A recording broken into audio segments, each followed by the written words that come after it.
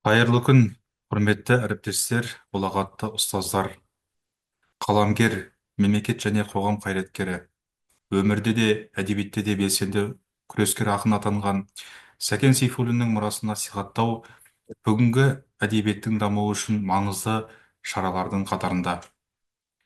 Осыған орай Ыбырай Алтынсарин атындағы Ұлттық білім академиясы ұйымдастырып отырған Сәкен Сейфуллиннің туғанына 130 жыл тақырыбындағы республикалық семинарды бастауға рұқсат етіңіздер.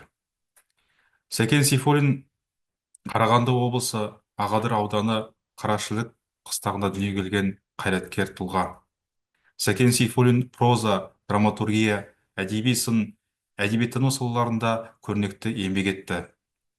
Ол халық әдебиеті материалдарын жинап, қазақ ауыз әдебиеті үлгілерін жанрлық жағынан жіктеп, идеялық көркемдік талдаулар жасады. Сондай-ақ қазақ әдебиеті пәні бойынша мектептерге оқулық жазу ісіне де қатысқан болатын. Бүгінгі семинарда сәкентану ғылымында айрықша еңбек етіп келе жатқан профессор ғалымдармен қатар тәжірибелі мұғалімдер де өз ойларын ортаға салып, осы саланың іргелі мәселелеріне туралы айтатын болады. Семинарға еліміздің түкпір-түкпірінен 500-ге тарта мұғалім қатысып отыр. Ендеше алғашқы сөз кезегі Ыбырай Алтынсарин атындағы Ұлттық білім академиясы Орта білім мазмұны институтының директоры Сейфулла Шаяхметұлына ұсынамыз. Қайырлы күн, құрметті әріптестер. Рахмет, Біржан Ермекұлы. Бүгінгі сондай ерекше бір семинар деп айтқым келіп отыр. Биылғы осы оқу жылына арналған әдістемелік нұсқау хатында осы атаулы күндердің тізімін берген болғамыз. Соның ішінде Сәкен Сейфуллиннің 100 жылдығына орай сол датасында, атаулы күнінде сол атап өткенбіз. Енді біз Сәкен Сейфуллин деп айтып отырмыз. Ол өте сондай қазақ халқына, қазақ еліне сондай бір жазушы, ұлағатты бір жаңағы біздің ақындарымыздың бірі дейміз. Адам керуен, өмір жол, қазақ әдебиетін жаңа сипатта, тың мазмұнмен байытқан, қоғамдық ой мен әдеби тарихымызда ерекше ойып тұрып орын алатын күрескер тұлға ол Сәкен Сейфуллин. Қазақтың енді атақты ақыны, жалынды, дарынды драматург, білікті ұстаз деп айтамыз, мемлекет қайраткері, қазақ әдебиетінің негізін қалаушылардың бірі. Сәкен Сейфуллин жаңа дәуірді ерекше жырлаған жаңашыл ақын. Қазақ әдебиетіне бұрын болмаған образдар мен теңеулер, сөз оралымдарын әкелген шығармашылығымен жаңа бағыттағы әдеби дәстүрдің негізін салушы болды. Келіншек ойы, ақсақ киік, сыр сандық сияқты тамаша жырлармен Аққудың айырылуы атты символикалық көркем поэмасы сол кезеңнің шынайы көркем туындылары. Халықтың азаттық жолындағы күресінің шытырман оқиғалары оны жаңа дәуірдің жалынды жыршысы етіп тәрбиелейді. Ол шығармаларына сол өзі қатысқан халықты күрес пен ерлік жорықтың шындығын арқау етеді. Тегеруінді талантты ақын қазақ өміріндегі, халық тұрмысындағы маңызды әлеуметтік тақырыптарды көтеріп, оған көркемдік эстетикалық талдау жасайды. Енді олай болса, құрметті ұстаздар, бүгінгі республикалық семинар қатысушылары сәттілік айта отырып, тың ізденіс, қажымас қайрат, ғылымға деген зор ықыластың әрі қарай дами беруін тілеймін. Енді мына 3-ші құрылтайда Қазақстан Республикасының президенті Қасым-Жомарт Тоқаев өзінің мына жалпы ұлттық мына құндылықтарды атап өткен.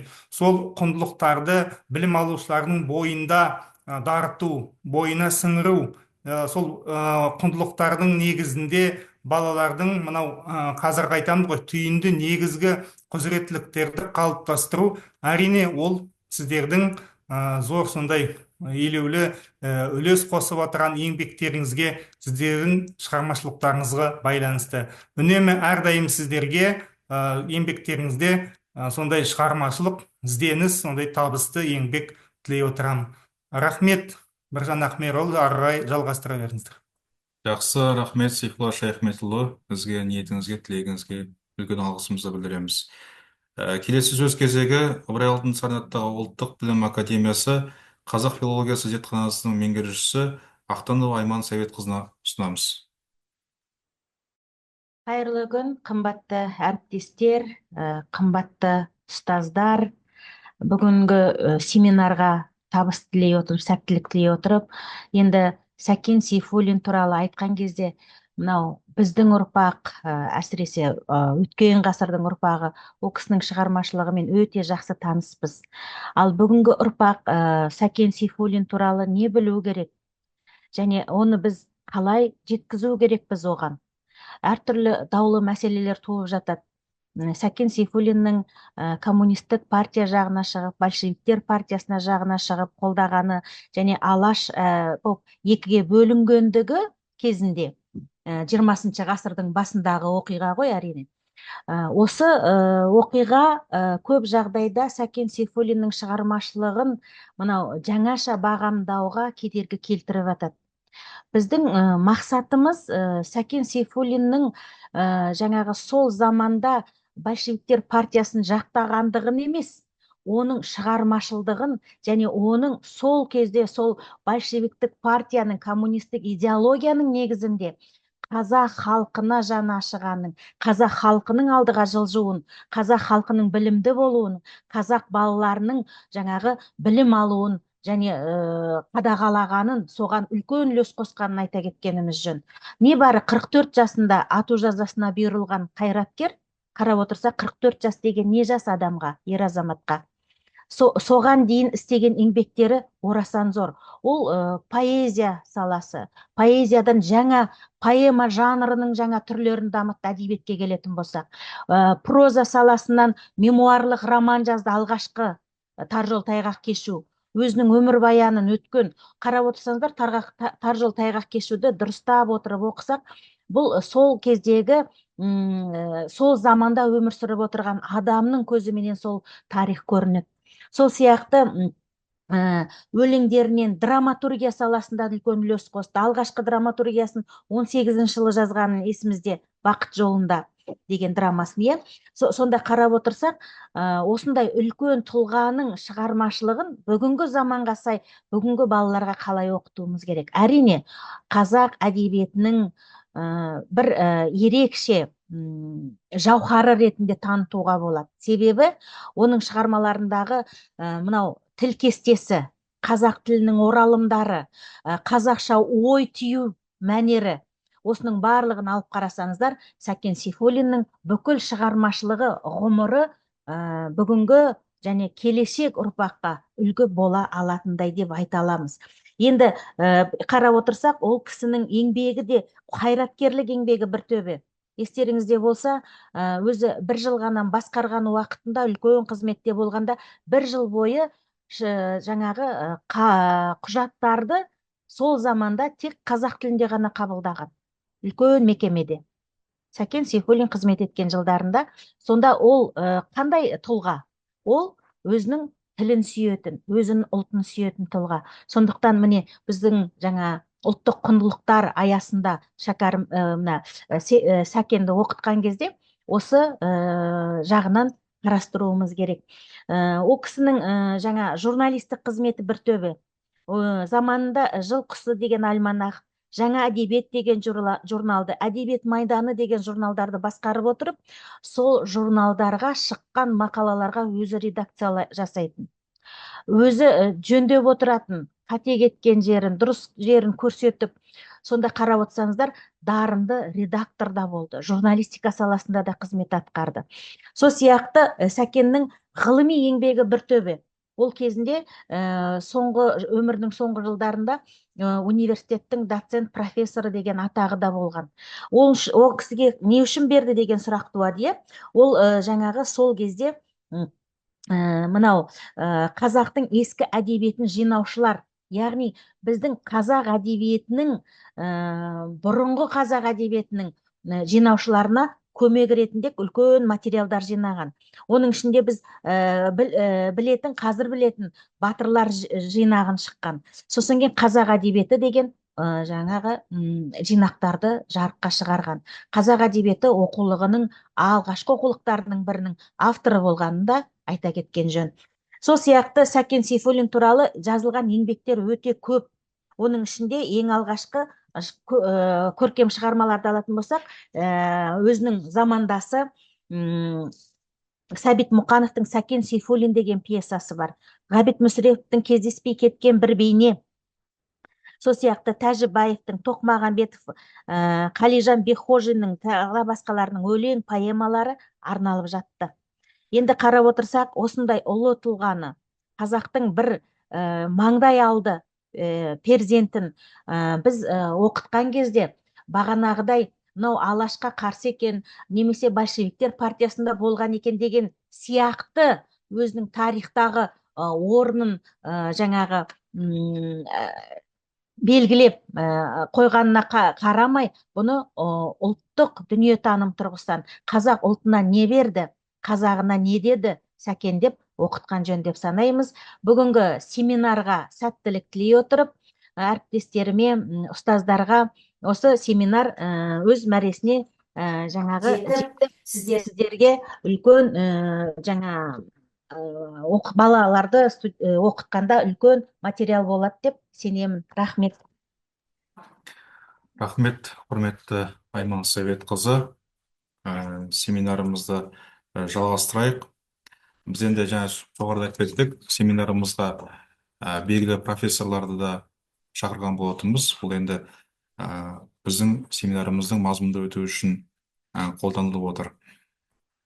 Келесі сөз кезегі Көкшетау қаласы филология ғылымдарының кандидаты Шоқан Уәлиханов атындағы Көкшетау университетінің қауымдастырған профессоры Сәбит Жәнбекке беріледі. Баяндама тақырыбы Сәкеннің шығармашылығы авторлық позицияны жеткізудің әдістемелік мәселелері. Рахмет. Мынау дауысым естіліп тұр ма? Иә, естіліп тұр аға. Естілсе жақсы.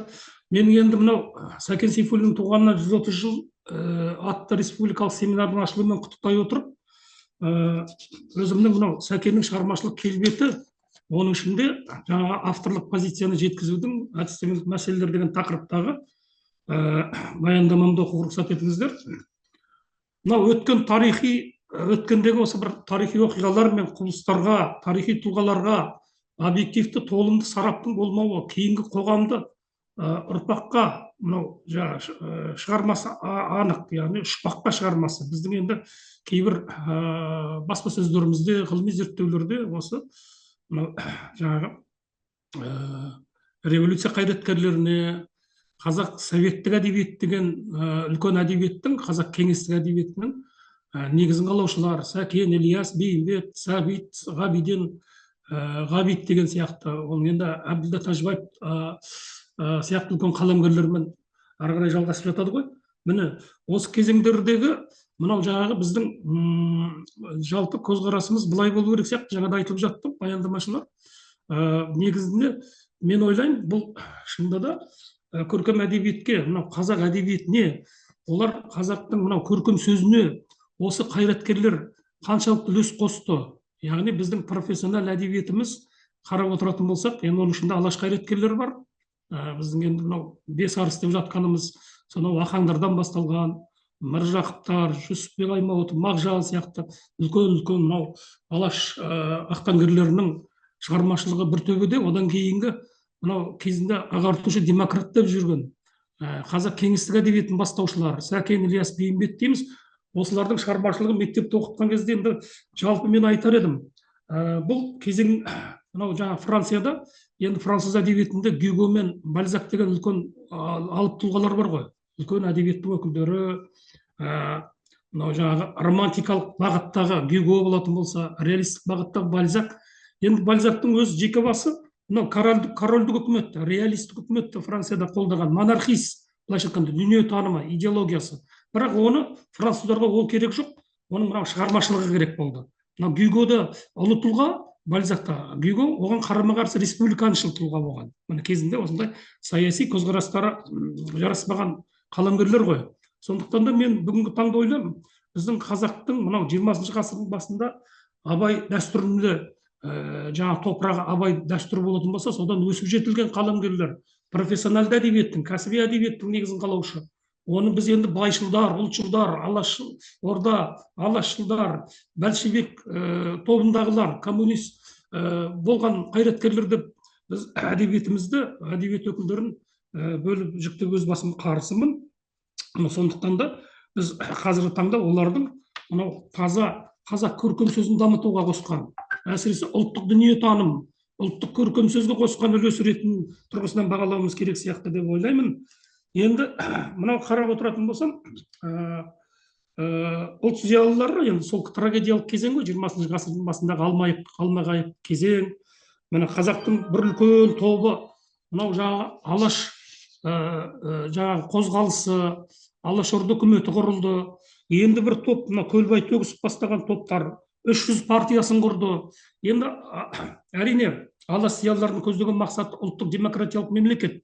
Мынау жаңағы кәдімгі өркениетті жаңағы біздің мынау зайырлы мемлекет құру еді батыстық үлгідегі.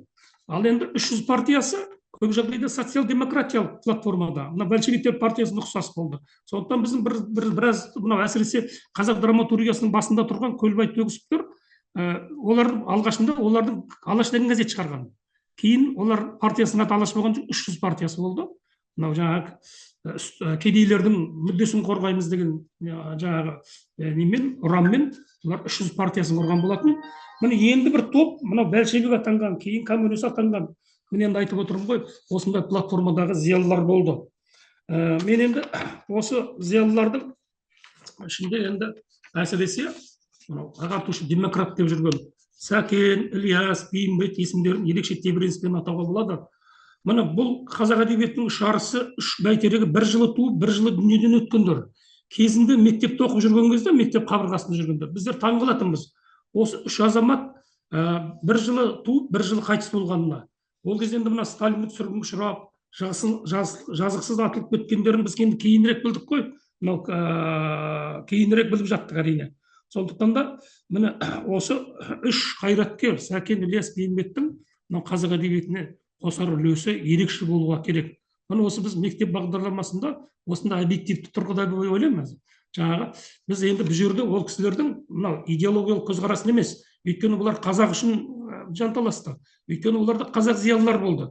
Әсіресе мына Бейімбет Майлиннің Садақ қолжазба журналында сіздер білесіздер, мынау өздеріңіз білесіздер, Шұғаның белгісі деген әңгімесін жазған.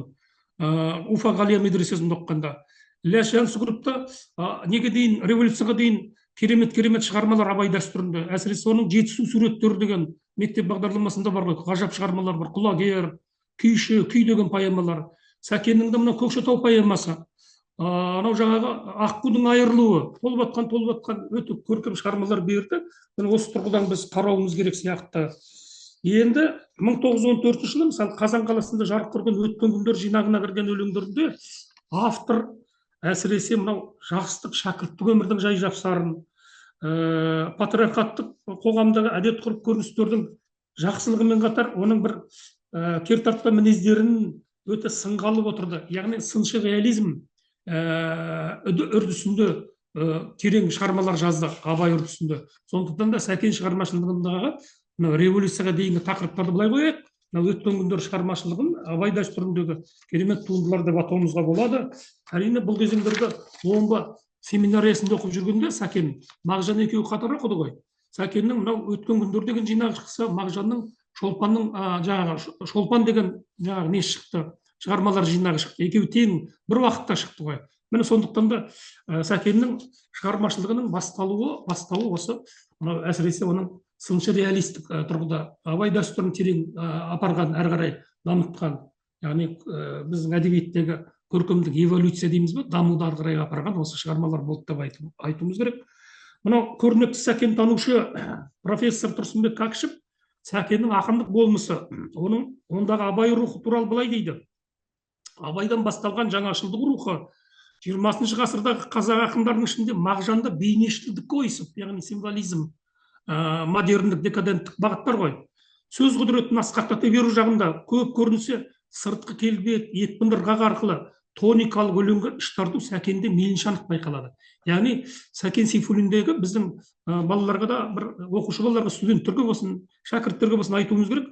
Бұл мынау қазақ поэзиясында әрине силлабикалық өлең жүйесі жақын бір, дегенмен де Сәкенді тоникаға, мынау әсіресе кезінде біз Маяковский дәстүрі деп жүрдік қой. Бұның өзі әрине бір үлкен жаңа мақам болды. Осы жаңа мақам іздеген уақытта Сәкен дәстүр шарттылығынан онша қорықпаған. Бұл жолда тамаша табысқа жетіп жатқанын да көреміз. Орынсыз ожарланған кезде омақаса құлап ерінен ауып қалғанын, қазақтың өлең өрнегіне зорлық жасап төсегін жыртқанын да көреміз. Сәкен жасаған өлең өрнектері абаймен деңгейлес болмағанымен реформалық ниеттері мейлінше рухтас екендігі даусыз депті Тұрсынбек Кәкішев. Әрине бұл жерде Сәкеннің қанша дегенмен осы мынау жаңағы бұрынғы қазақ өлеңінің ескі мынау дәстүрдің қойнауында қалмай өзінше жаңалық іздеп тоникаға тарту деп отырмыз ғой. Міне осында да ойлануымыз керек.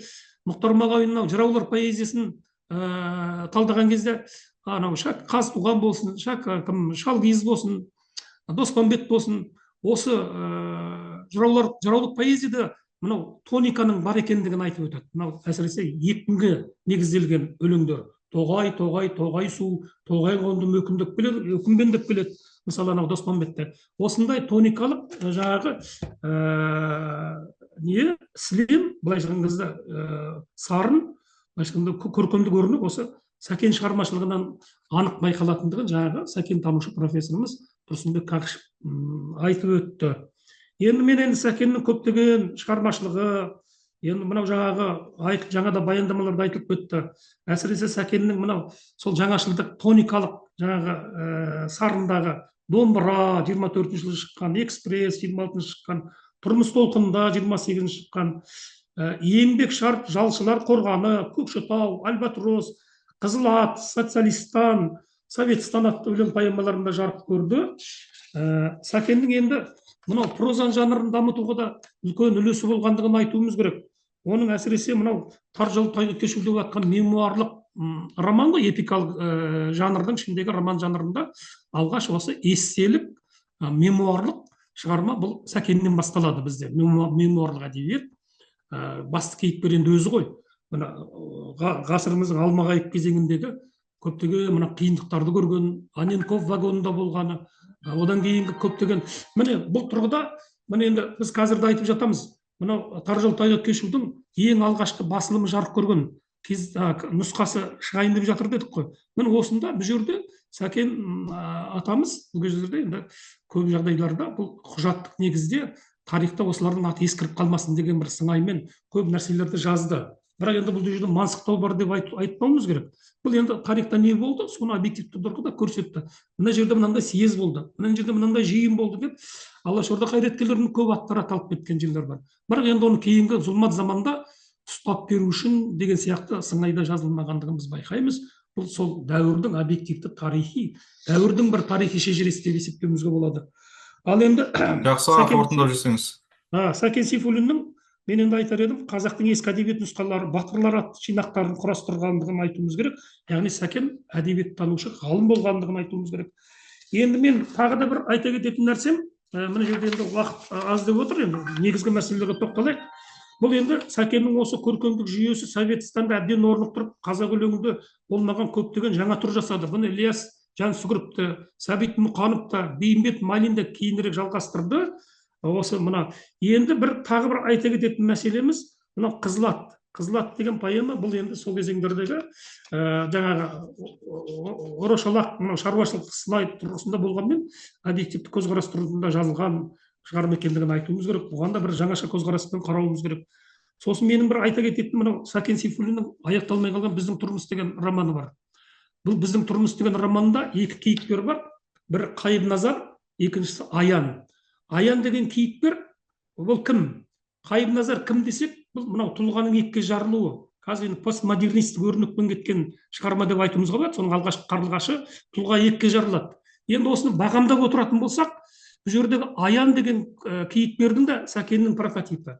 Қайым-Назар деген кейіпкердің де Сәкеннің прототипі екендігін бағамдаймыз бүгінгі көзқарас тұрғысынан. Сосын осы романда алғашқы рет мынау қазақты қызыл қырғынға ұшыратқан аштықтың несін зұлматын әкелген Голошекин бар.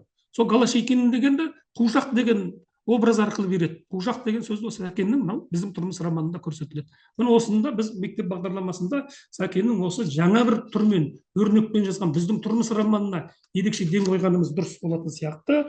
Ал енді мынау жаңа айтып кеттік, Сәкеннің әсіресе ұлттық болмыс, ұлттық жаңағы сипаттар біздің жақта Ақсақ киік, Сыр сандық, Тау ішінде, Аққудың айырылу сияқты шығармаларында өте танитындығын айтуымыз керек, танылғандығын. Яғни бұл шығармалардың осы ұлттық болмысымызды, әсіресе біздің жақта Ақсақ киік, Тау ішінде сияқты, Көкшетау сияқты өлеңдеріне ән шығаруы оның мынау халықтық шығарма екендігін байқатса керек.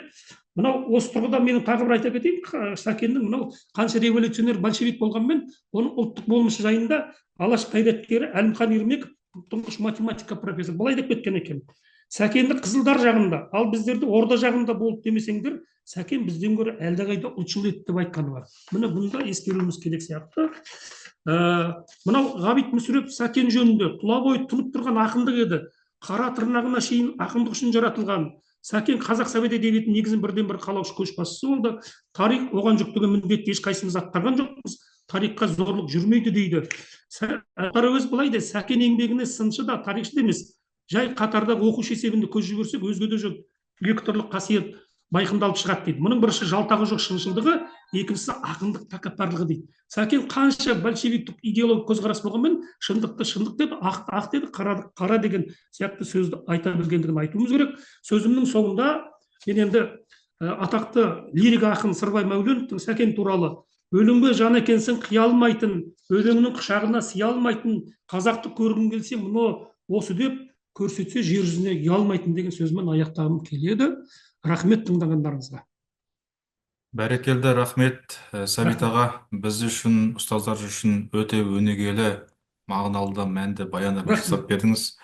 Әсіресе мынау көптің білмей жүрген тұрмыс романының постмодернизм қыры, өлеңнің формалық жағы, мазмұндық жағы, көкшенің сұлу бейнесі, тар жолшы тайғақ кешу романының кейбір біз білмейтін қырларын ашып талдап бергеніңізге алғысымызды білдіреміз.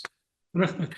Келесі баяндаманың кезегін Қарағанды қаласы тарих ғылымдарының кандидаты Әбілқас Сағынов атындағы Қарағанды техникалық университетінің қауымдастырған профессоры Қасымова Сәуле Сүйіндікқызына береміз. Баяндама тақырыбы: Сәкен Сейфуллин, мемлекет және қоғам қайраткері. Сәлеметсіздер, құрметті конференцияға қатысушылар, Біржан Ермекұлы. Сәлеметсіздер, Қазақстанның барлық түкпір-түкпірінен бүгінгі осы ұлы бабамыз, ақын жазушы, мемлекет және қоғам қайраткері Сәкен Сейфуллиннің Сахараның сұңқары дейміз, тек қана қазақтың ғана емес, жалпы өркениеттегі дамуды аңсаған бүкіл дүние жүзіне ортақ тұлға деп айтсам болады. Сәкен Сейфуллин туғанына 130 жыл толуына арналған мынау республикалық семинарға жиналушы ғалымдар. Сәкен Сейфуллин жаңа алдында әріптесіміз айтып кетті, әріптестеріміз. Ақын жазушы, өз заманының жырлаған, өз заманының жетістігін жырлаған, өз заманының халықтың жанына батқан жаңағы мұң мен мұқтажын жырлаған ақын жазушы. Сонымен қатар біз Сәкен Сейфуллиннің мемлекет және қоғам қайраткерлігі екенін қашанда үлкен мақтанышпен айтқымыз келеді. Менің баяндамамның тақырыбы да Сәкен Сейфуллин, мемлекет және қоғам қайраткері. Себебі осы тақырыпта 2010 жылы Сәкен Сейфуллиннің қоғамдық, саяси және мемлекеттік қызметі деген тақырыпта тарих ғылымы тұрғысынан Сәкеннің қайраткерлік болмысын ашып, Сәкеннің мемлекеттік, қоғамдық, саяси қызметін зерттеп, кандидаттық тарих ғылымдарынан кандидаттық қорғаған едім. Енді жаңағы айтылып кеткен мәселелерге мен тоқталмайын. Ал енді Сәкеннің жалпы қайраткерлігін біз мынау Ақмоладағы қызметінен кейін 1920 жылы жалпы Қазақ кеңестік автономиялық социалистік республикасы құрылған жылдан бастасақ деп отырмын. Мынау сіздердің алдарыңыздағы слайдта бұл өте тарихи сурет. Қарасаңыздар, мінекей: привет первому киргизскому учредительному республиканскому съезду советов дейді. Яғни бізді ол кезде қырғыздар деп атады. Өздеріңіз білесіздер, қырғыз, қазақ деп жақшаның ішінде 1920 жылы 4-12 қазанда Орынбор қаласында қазақ кеңестерінің бірінші құрылтай съезі өтті. Міне осы съезде Қазақ автономиялық кеңестік социалистік республикасы жарияланды. Биліктің жоғарғы органдары, орталық атқару комитеті мен халық комиссарлар кеңесі тағайындалды. Бұл құрметті ғалымдар, қонақтар, қатысушылар, орталық атқару комитеті қазіргі заң шығаратын орган парламент, ал халық комиссарлар кеңесі ол қазіргі министрлік, яғни қазіргі Қазақстанның үкіметі.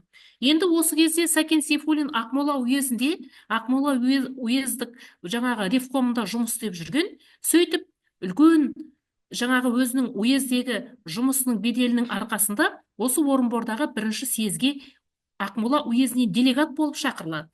Және делегат болғаннан кейін осы съезде Қазақ автономиялық кеңестік социалистік республикасының жаңағы орталық атқару комитетінің мүшелері сайланады. Қарасаңыздар 75 адам Сәкен Сейфуллин сол орталық атқару комитетінің мүшесі болып сайланды.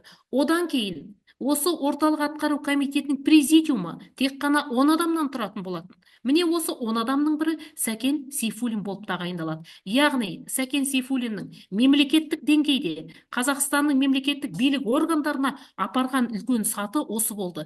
Және назар аударсаңыздар, мен мынау әрбір слайдтың соңына бұл құжаттардың қайдан алынғанын Қазақстан Республикасының орталық мемлекеттік архиві, Қазақстан Республикасының президенттік архивінің қорлары мен жаңағы опистарын, делолардың парақтарын, беттерін көрсетіп қойдым. Енді осы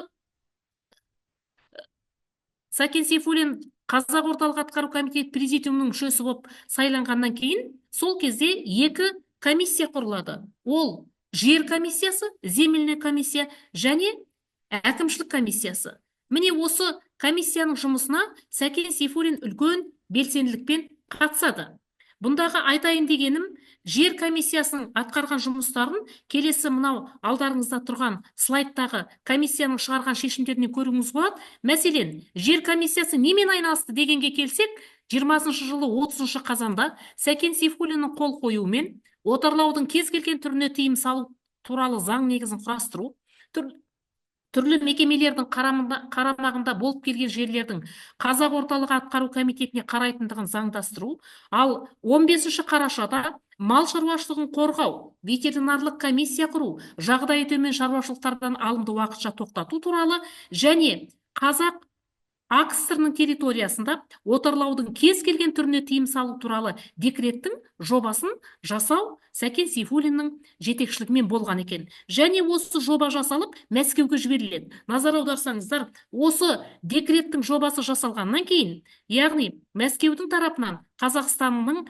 жерін отарлауға байланысты кез келген шаралардың барлығы тоқтатылатын болды. Әрі қарай Сәкен Сейфуллин енді қымбатты ғалымдар, қымбатты қатысушылар, біздің Қазақстанның қазіргі әлемде 9-шы орын алып отырған территориясы ол оңайшылықпен келген жоқ. Бірақ біз осыған дейін көптеген қазақтың зиялыларын Әлихан Бөкейхановты, Ахмет Байтұрсыновты, Әлімхан Ермековті Қазақстанның территориясын қалпына келтірудегі еңбектерін білеміз. Ал Сәкен Сейфуллиннің осы Ақмола мен Семей облыстарын Сібір революциялық комитетіне Қазақстанға қайтарудағы еңбегі ол туралы жазылды, бірақ әлі аз деуге болады. Сондықтан мынау Қазақ автономиясы құрылғанымен 20-шы жылы Ресейдегі мынау Омбыға қарайтын жерлер, мынау Қостанай мен Челябинскінің арасындағы жерлер өте жаңағы күрделі болып қала берді. Себебі шынын айту керек, мынау Омбыдағы Сібір революциялық комитеті Ақмола мен Семей облыстарының, мынау қазіргі Көкшетау, қара топырақты жер, мынау Шығыс Қазақстанның түрлі түсті металл шығатын аудандары, Семейдің таза қазақтар тұратын Бұқтырмадан басқа. Содан кейін Павлодар облысы, Екібастұз қаласы көмір шығады, Ертіс бойындағы экономикалық аймақ, тұз шығаратын көлдер, осының барлығын Ресейдің құрамында қалдыруды ойлайды. Сөйтіп, мынау Ақмола мен Семей облыстарын Қазақ автономиясы жарияланғанымен Қазақстанға қайтару өте қиынға соғады. Сол кезде мынау алдарыңызда тұрған слайдта Қазақстан Республикасының орталық мемлекеттік мұрағатының 5-ші қорының 1-ші тізбесінен 36-шы істен алынды. 20-шы жылы 10-шы желтоқсанда Қазақ орталық атқару комитеті мынандай шешім шығарады, мынандай мандат беріледі. Яғни Қазақ орталық атқару комитеті президиумның мүшесі Сәкен Сейфуллин Жолдас Ақмола және Семей облыстарының іс жағдайы, хал жағдайымен таныс болғандықтан, сол облыстың өкілі ретінде Мәскеуге арнайы жіберілсін және қазақ АКСР өкілдерімен аталған облыстарды Қазақстанға қосу жөнінде шара қарастырсын дейді. Енді мен сіздерге айтайын дегенім, осы 1920 жыл желтоқсан айында Москвада үлкен 8-ші съезд болады. Сол съезде Кеңес үкіметінің басшысы Владимир Ильич Ленин атақты елді электрлендіру жөніндегі Гайелро жоспары бойынша баяндама жасайды. Осыны тыңдаған Сәкен Сейфуллин съездің соңынан кейін жаңағы мемлекет қоғам қайраткері Михаил Иванович Калининнен Ақмола Семей облыстарын Қазақстанға қайтару жөнінде көмек сұрайды. Сонда Калинин айтады: сендер төтенше комиссия құрыңдар. Сол комиссиямен омбыға барып, жаңағы екі облысты қайтару жұмыстарымен айналысыңыздар дейді. Сөйтіп, мінекей 1921 жылы 16 ақпанда Қазақ орталық атқару комитетінің шешімімен Ақмола және Семей облыстарын Қазақстанға қайтару жөніндегі төтенше өкілдігі бар комиссия құрылады. Комиссияның төрағасы сол кездегі Қазақ орталық атқару комитетінің төрағасы Сейтқали Меңдешев, мүшелері Әбілқайыр Досов, Сәкен Сейфуллин, Ғұбайдолла Әлібеков және Петр Заромский. Бұл комиссия жайында арнайы ереже бекітіледі. Бұл туралы мінекей сіздер мынау орталық мемлекеттік архивтің 5-ші қор 3-ші тізбесі 24-ші істің 165-ші парағынан егер ізденсеңіздер таба аласыздар. Осы бойынша Сәкен Сейфуллинге берілген мандатта былай деп айтады: Қазақ орталық атқару комитеті президиумының мүшесі Сәкен Сейфуллин Ақмола және Семей облыстарын қабылдап алатын және оларды басқару аппаратын құратын төтенше өкілетті комиссияның мүшесі дейді. Сәкен Сейфуллиннің құқығы мен өкілеттілігі осы төтенше комиссияның ережесіне сәйкес анықталады дейді. Енді қараңыздар, қымбатты ғалымдар, қымбатты конференция қонақтары, Сәкен Сейфуллин құрамына кірген осы төтенше комиссия 1921 жылдың наурызында, 24 наурызында Омбы қаласына келеді. Сол кезде 26 наурыздан бастап мамырдың 10-на дейін өте үлкен жаңағы қызу пікірталас, мынау жасыр шындығын айту керек. Омбыдағы жаңағы Соколов және Смирнов деген Сібір революциялық комитетінің басшылары болған. Олар Қазақстанға қазақ облыстарын қайтаруға қарсы шығады. Олардың айтатын сылтауы, мынау Ақмола мен Семей дейді, негізі Ресейді асырап отырған астықты облыстар. Біз бұларды бергіміз келмейді. Және бұл жерге кезінде орыстар бір ғасыр бұрын қоныстанып қойған. Олар жердің бәрін егіншілікке жаңағы өңдеген. Енді олардың бәрін қазақтарға қайтару жерді жарамсызлады деп қарсы шығады. Осы кезде жаңағы Сәкен Сейфуллин бастаған Қазақстаннан барған төтенше комиссия 5 адам, Сібір Девкомы жағынан 5 адамнан жалпы комиссия құралып, жаңағы 1,5 айдың ішінде өте қызу арасында Мәскеуге, Ленинге жаңағы арыз шағымдар жөнелтудің нәтижесінде Қазақстанның, қарап отырсаңыздар, мынау Ақмола облысы, мінекей Семей облысы, осы облыстар екі жақ өкілдерінен 10 адамнан комиссия құрылып, нәтижесінде Қазақстанға қайтарылады. Сонда Сәкен Сейфуллин, мынау жаңағы мен сіздерге айттым, орыстардың айтатыны, мынау солтүстік қараңыздар, Көкшетау, Петропавл, Павлодар облысының территориясы, мынау Өскемендегі түсті металлургия, бұның бәрі Ресейге керек дейді. Ал енді Сәкен Сейфуллин сонда Қазақстанның жаңағы тарихын, оның территориясының біздің қазақтарға тиісті екендігін тарихи, географиялық, экономикалық тұрғыдан дәлелдей алатын мемлекет қайраткері тұлға ретінде осы екі облыстың толық ешқандай қазақтың тарихынан нұсқан келмейтіндей Қазақстанға қайтаруына үлкен еңбек жасады. Сондықтан қашанда біз Сәкен Сейфуллин Қазақстан Республикасының қазіргі тұтастығын қалпына келтіруде үлкен еңбек сіңірген қайраткер деп нық айта аламыз. Архив құжаттары бұған дәлел. Екінші бір айтылатын мәселе, 1922 жылы қазанның 6-сында Орынборда кеңестердің 3-ші съезі басталады. Осы съезде Сәкен Сейфуллин Қазақ автономиялық кеңестік социалистік республикасының халық комиссарлары кеңесінің төрағасы болып сайланады. Енді бұл қазіргі қымбатты ғалымдар, қонақтар, бұл лауазым қазір қалай аталады? Қазір премьер-министрдің қызметі. Яғни Сәкен Сейфуллин Қазақстан үкіметінің басшысы болып тағайындалды. Ал енді мынау Сәкеннің түскен суретіне қарасаңыздар, портреті. Бұл тура осы 22-ші жылы түскен суреті. Яғни осы кезде Сәкен Сейфуллин 28 жаста ғана болған екен. Байқап қарасаңыздар, 28 жаста ғана жас, мына суреттегі тура сол 22-ші жылы түскен суретімен осы кезде ол Қазақстан үкіметін басқаруды қолына алған. Қазақстан үкіметін 2 жыл басқарды, 22 жылғы қазаннан 1924 жылдың қарашасына дейін.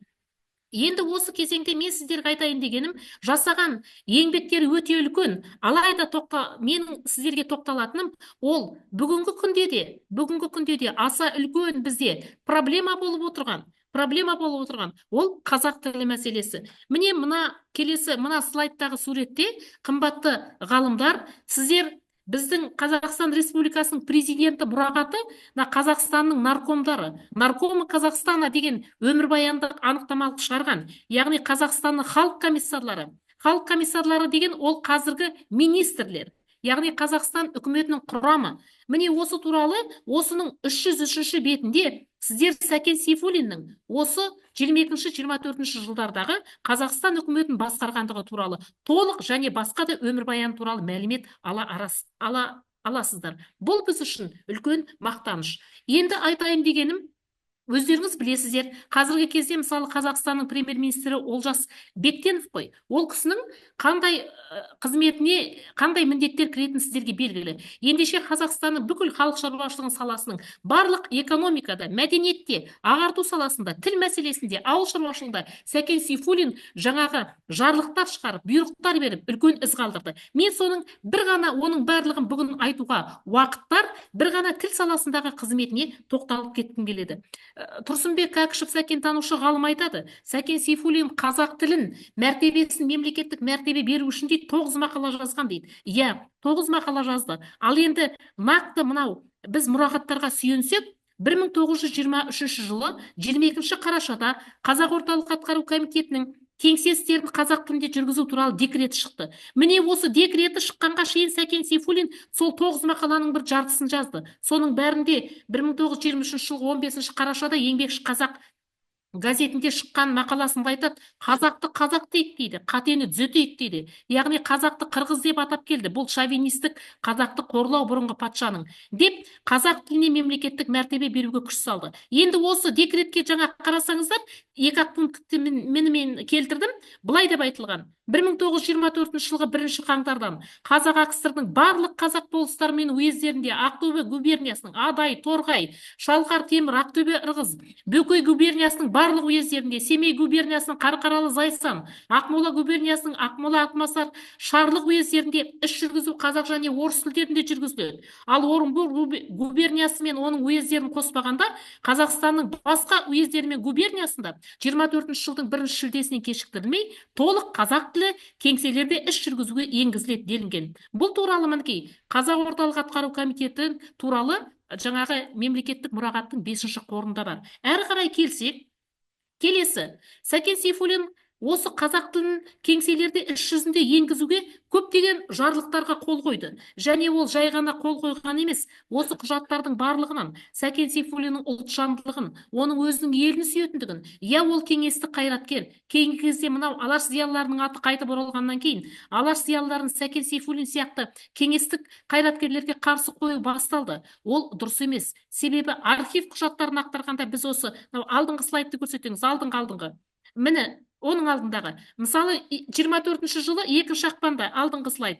Былай деп айтады Сәкен Сейфуллин: барлық халқаматтарға хат жолдайды, сонда айтады, халық комиссариаттарының құрамын, яғни үкіметтің құрамына қазақ мамандарын алуды күшейтіңдер дейді. Келесі 9 ақпанда былай деп айтады: міне үкімет сұрап жатыр дейді, болашақта үкіметтің құрамына, министрліктерге қанша қазақтарды аласыңдар, соның тізімін жасаңдар дейді. Міне қордың барлығы документтері тұр. Келесі слайдта мысалы мына жерде қараңыздар, сол кезге Сәкен Сейфуллин үкімет басшысы оған келген жауапта былай дейді. Мысалы айтады: міне әділет халық комиссариатында, қазіргі әділет министрлігінде осы уақытқа дейін қанша адам бар, әрі қарай қанша қазақ өкілдерін алу керек, солардың барлығы туралы жауап келген. Осындай жауаптар басқа жерлерден келген, басқа халық комиссариаттарынан. Сонда көріп отырсақ, Сәкен Сейфуллиннің қазақ тілін кеңселерде іс қағаздарын жүргізуге, енгізуге барлық күшін салғанын көреміз. Бұнда мәселе неде жатыр? Яғни қазақ тілі мемлекеттік деңгейде сөйлегенде ғана Қазақстан дамиды. Сонда ғана қазақ халқы мемлекеттік істерге қатысады, мемлекеттің шығарған заңдарын қазақ халқы түсінеді деп Сәкеннің жүрегінде, яғни тіл ол мемлекетпен бірдей. Тілсіз мемлекет дамымайды. Міне осы жолда ол бар терін төкті. Мысалы, келесі слайдты ашыңызшы. Келесі слайдқа қарасақ, былай дейді. Кирцик, яғни Киргизский центральный исполнительный комитет. Қазақ орталық атқару комитетіне Сәкен Сейфуллин былай деп жазады. Қазақстанның үкіметі былай деп есептейді дейді. Мынау кімдегі қазақ тілін білмесе, оны дейді, жаңағы қазақ тілін білмеген адамдарды қазақ тілін білетіндермен ауыстыру керек дейді. Егер ондай болмаған жағдайда дейді, әрі қарай қанша болашақта штат ашып, қандай қазақ тілін білетін қазақтарды билікке тартыңдар деген осындай бұйрық жібереді. Әрі қарай келесі бір құжатта Сәкен Сейфуллин мынандай құжатқа қол қояды.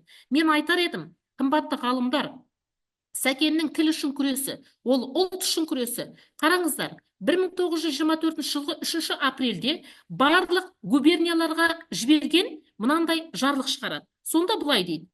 Яғни Қазақстанның үкіметі, халық комиссарлар кеңесі дейді, сіздерге өлкелік жаңағы халық комиссариаттарына барлық құжаттарды дейді, екі тілде жіберіп отыр дейді. Ал сіздердің бізге қайтаратын жауаптарыңыз, яғни отчет, есептеріңіз, егер қазақ тілінде жіберілмесе, онда қабылданбайды дейді. Әрине, мына жерде мен құжатты архивтегі түпнұсқадан өзгеріссіз жаздым. Киргизский язык деп отырғаны ол қазақ тілі. Енді өздеріңіз ойлап қарасаңыздаршы, яғни сіздерге біз екі тілде жіберіп отырмыз, ал бізге сіздер жауаптарыңызды қазақша жібермесеңіздер қабылданбайды деп жазу, ол әрине үлкен, ол үшін жүрек керек. Енді ғана құрылған Қазақстанның сол кезде үкімет мүшесінің құрамында орыстар көп болды.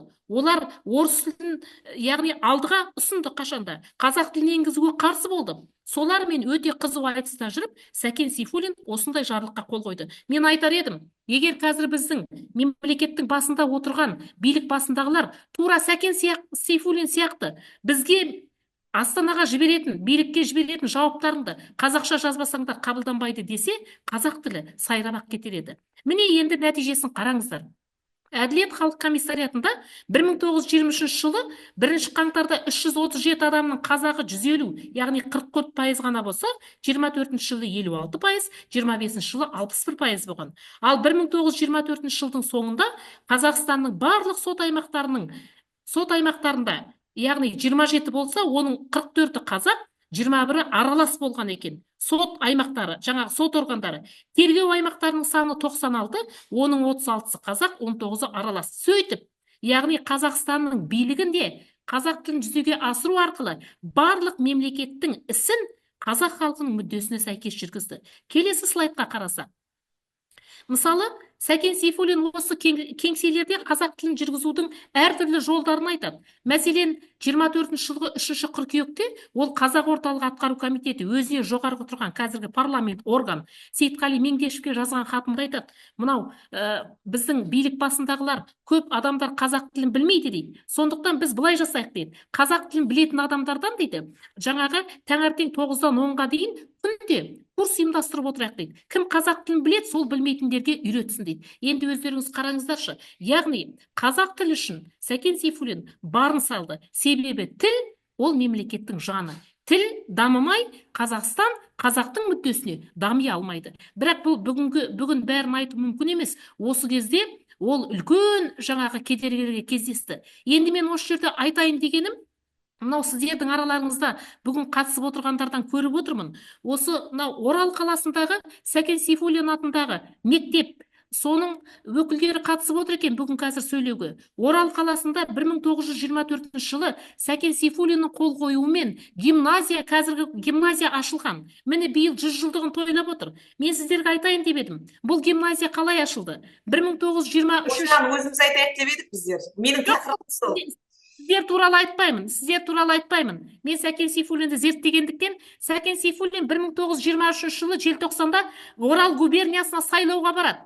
Сонда сайлауға барғанда жаңағы бәрін, Орда қаласын, Жымпиты бәрін аралайды. Сонда қайтып келгенде мақала жазады, былай деп айтады. Мынау Сейітқали Меңдешев дейді, Батыс Қазақстандікі. Сақыпкерей Арғыншиев, Батыс Қазақстандікі. Мен Оралды араладым. Бірде-бір қазақ мектебі жоқ. Неге сіздер өздеріңіздің жақтарыңызда мектеп ашпайсыздар деп?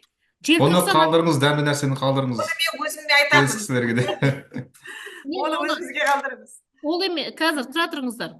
Деп Сәкен Сейфуллин намыстанып келіп, қасындағы қызметкерлер Сейітқали Меңдешев пен Сақыпкерей жаңағы Арғыншиевтің де намысын қайрап, 24-ші жылы өзі жарлықпен осы Орал қаласындағы биыл 100 жыл болып отырған мектептің жаңағы бұйрық шығарып кеткен. Мен өте қуаныштымын өкілдері қатысып отырғанына. Ұмытпасам, осы Бірғаным Әйтімова Тасмағамбетовтер бітірді ғой деймін. Екінші бір мектеп осы қазан айында 24-ші жылы қазіргі Алматы қаласындағы қазақтығын сақтап қалған мектеп, Шоқан Уәлиханов атындағы 12-ші гимназия, Рафиха Нұртазина 15 жыл директор болған, олар да қазір сіздер сияқты 100 жылдығын тойлап жатыр. Осының бәрінде Сәкеннің қасиетті қолы тұр.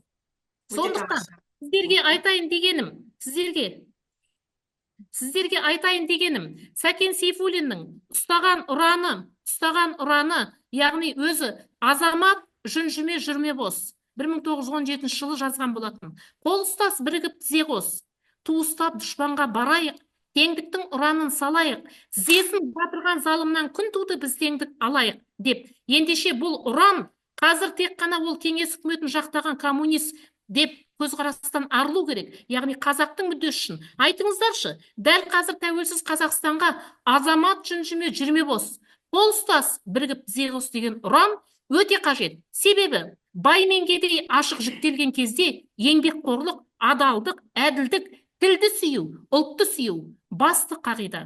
Тыңдағандарыңызға Тамаша, бәрекелді. Өте тамаша ақпарат бердіңіз. Сізге үлкен рахмет. Осындай жалпы Сәкен Сейфуллиннің рухы сіздің бойыңызға қонғандай, өзімізде елжіреп, елеңдеп тыңдап отырдық.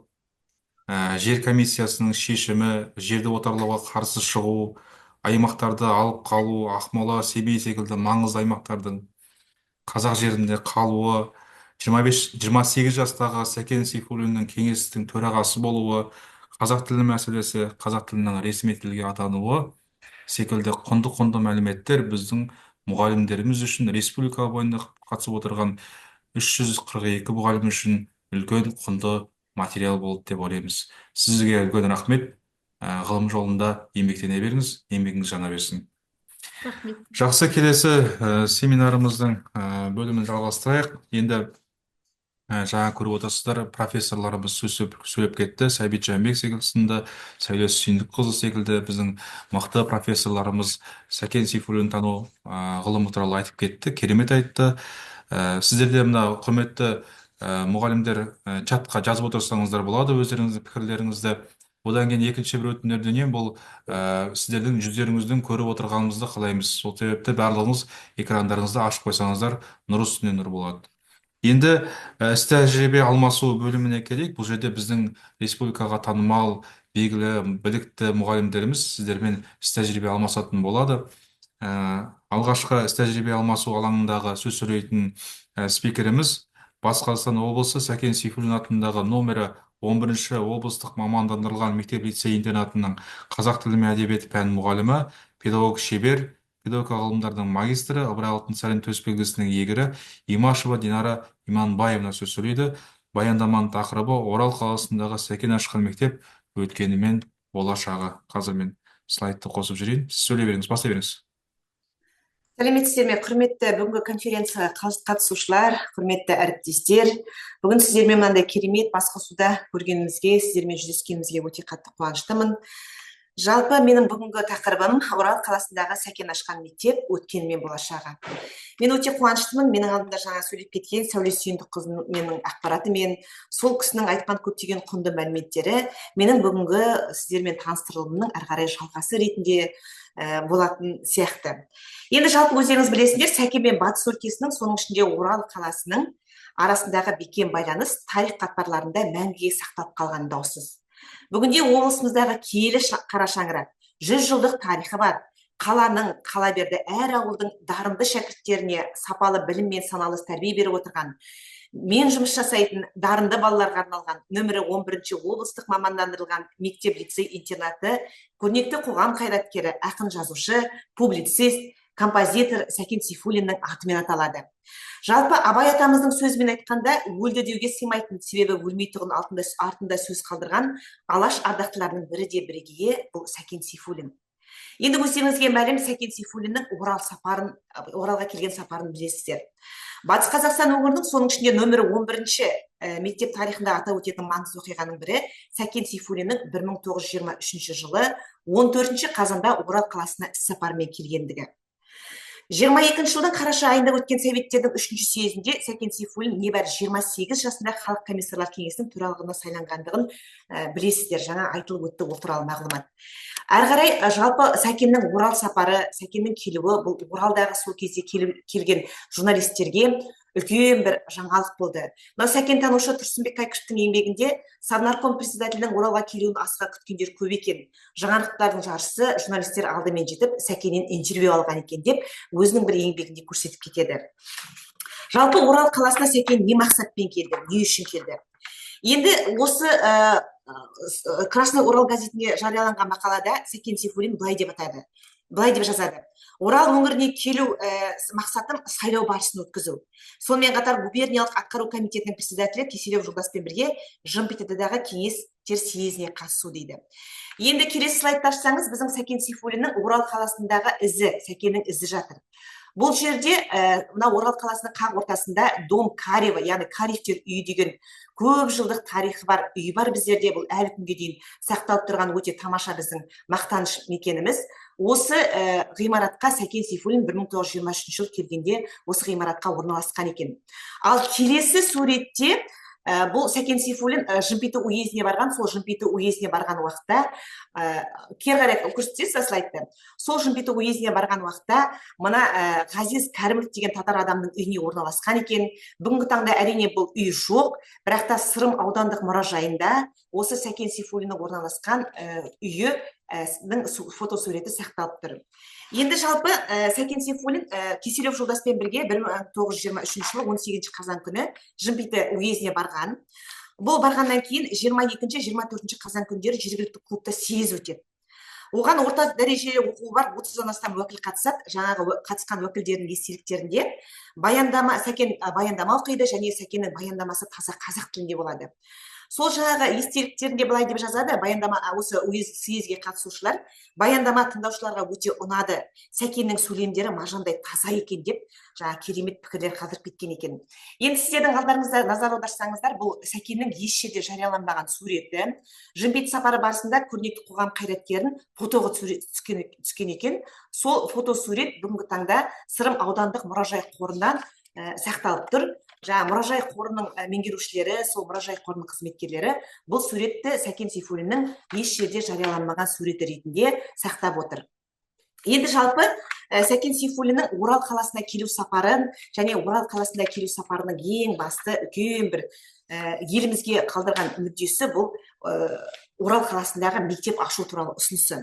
Жаңа Сәуле Сүйіндікқызы айтып кетті, Сәкен Орал қаласына келген уақытта жаңағы Орал қаласында мектептердің аз екендігі, сонымен қатар Орал қаласындағы мектептердің қазақтар көп орналасқан аймақ болғанмен облыс орталығында қазақша білім беретін бірде-бір мектептің жоқ екендігі, қазақ балаларының облыс орталығында оқу орындарында бірен-саран ғана кездесуі, оның өзінде жаңа бір-екі басқыш мектептері ғана болуы, бұнда қазақ балаларының аз екендігі, сонымен қатар жаңағы Орал қаласына міндетті түрде қазақ мектебі ашу қажеттілігі туралы мақала жазып, сол мақаланы Красный Орал газетінің 1923 жылдың 16 қазаны күні нөмірі 223 нөміріне басып шығарған екен.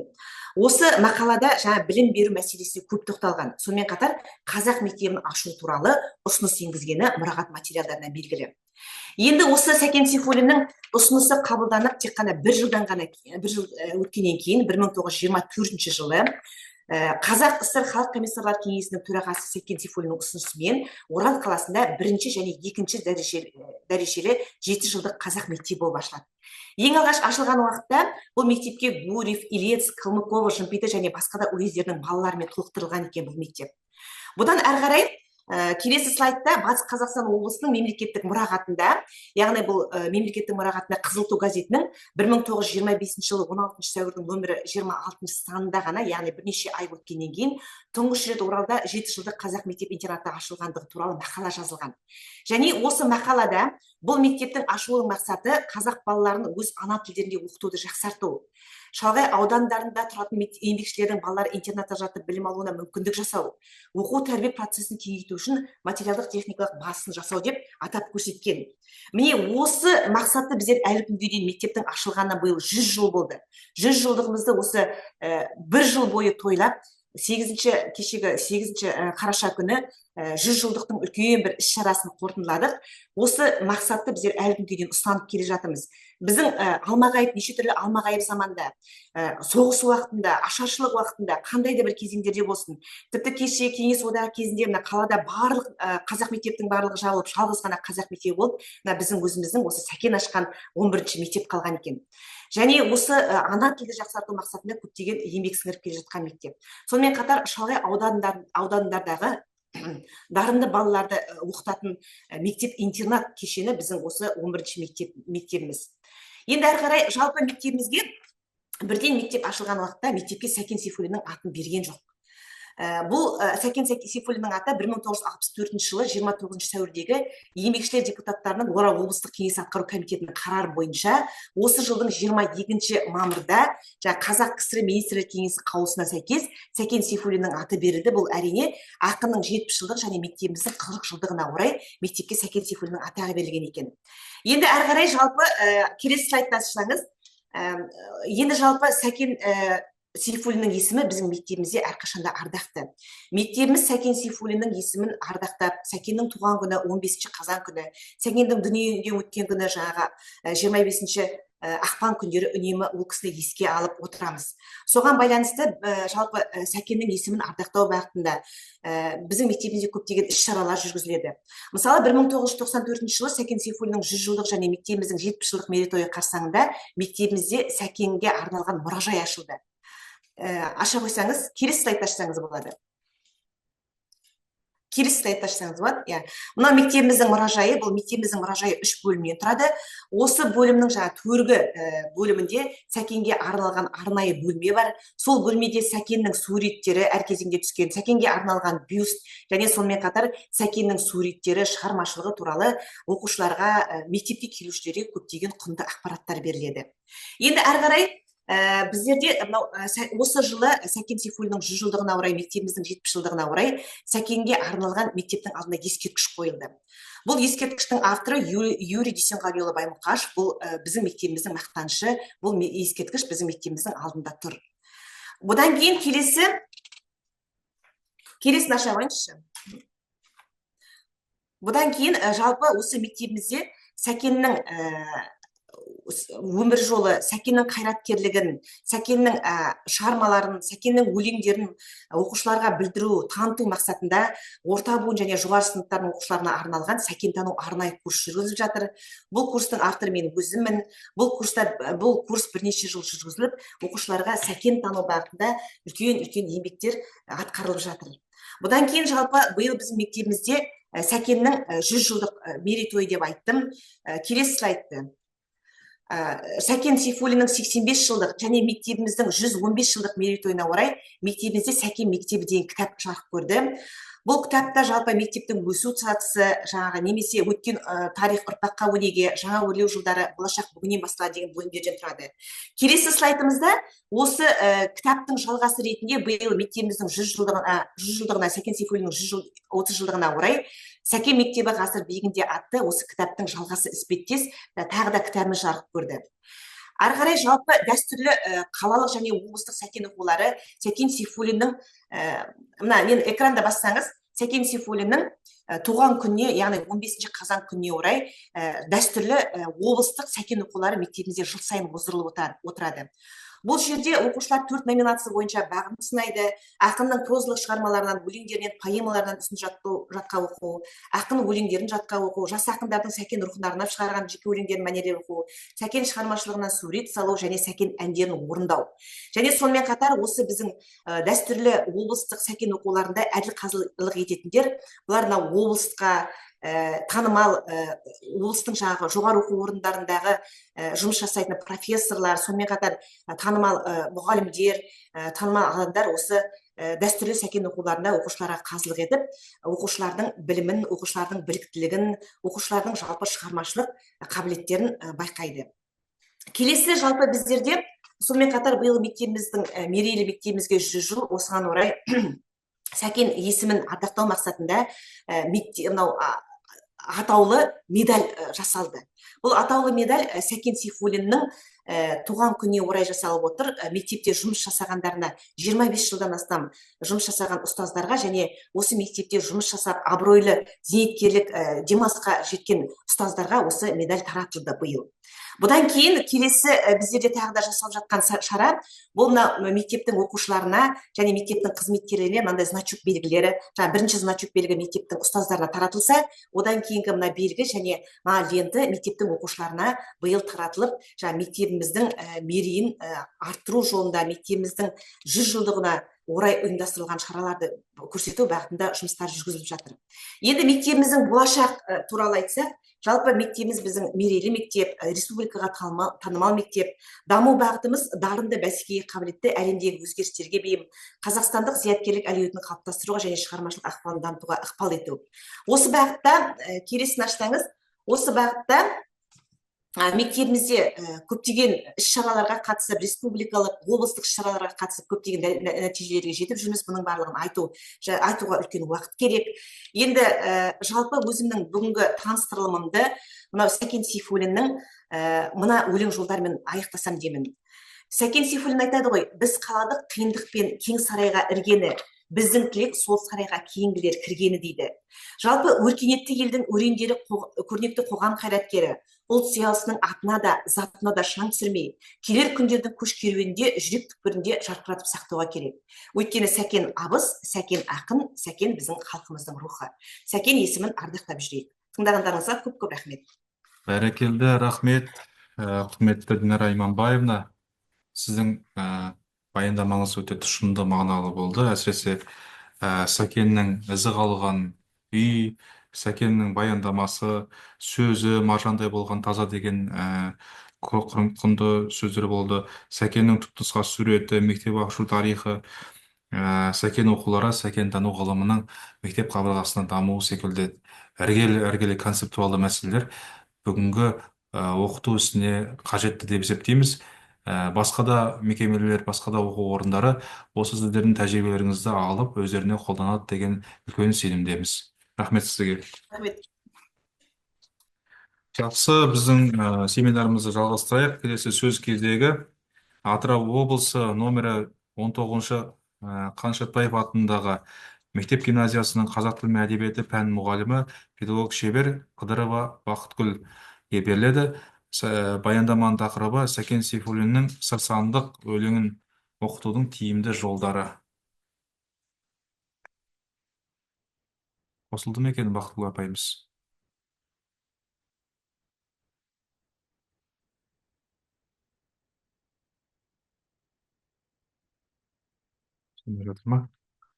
Техникалық қауалдар болып жатқан сияқты.